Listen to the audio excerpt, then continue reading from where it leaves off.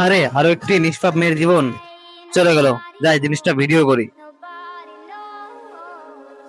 বাবা, তুমি কি আমার মেয়েকে দেখছো? না তো চাচা, আমি তো দেখি নাই। কোথায় গেল আমার মেয়ে? বাবা, তুমি কি আমার মেয়েকে দেখছো? না তো কাকা, কিন্তু রাস্তার সাইডে একটা মেয়ে পড়ে যেতে দেখো। কোন জায়গায়? ওই যে ওই সামনে, আপনি একটু সামনে যান তাহলে দেখতে পারবেন। চেয়ারম্যান সাহেব, আমার অনেক বড় ক্ষতি হয়ে গেছে। চেয়ারম্যান সাহেব, আমার এই বিচার করে দেন আজকে। কি হয়েছে?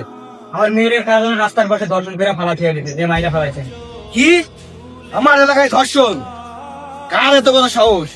ওরে তো মনে কর যেখানে মাইরা একদম শেষ করে ফেলবো, এখানেই মাইরা। কার এত বড় সাহস রনি চেয়ারম্যানের এলাকায় ধর্ষণ করে? আর তুমি কি দেখছো? ওর সাক্ষী আছে? আমি ভাইপো দেখছি। আমি দেখছি। তুমি কি? আমি আমি এই আগে ঢাকায় থাকতাম, এলাকায় নতুন আসছি তো, তাই আমি তো ওকে চিনি না, এখন দেখলে চিনতে পারবো। দেখলে ঠিক বলো। আমার মেয়ের এই বদনাম দিতে মানবো না আমি। তোমার বিচার করি, তোমার মায়ের তো ব্যবসা করে। কি আমি নিজ চোখে দেখছি, আমার সামনে দর্শন হয়েছে, এই পোলাই দর্শন করছে। আমি এটা থালায় নামবো, থালায় নিয়ে আমি মামলা করবো। কি তুই মামলা করবি? অবশ্যই। এই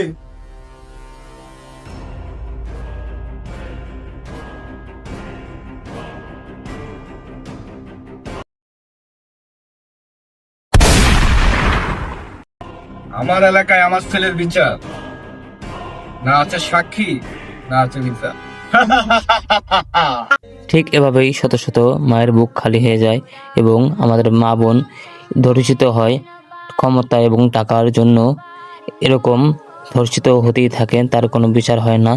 আসুন আমরা একসাথে ধর্ষণের প্রতিহত করি এবং ভিডিওটি ভালো লাগলে সবাই লাইক কমেন্ট শেয়ার করি।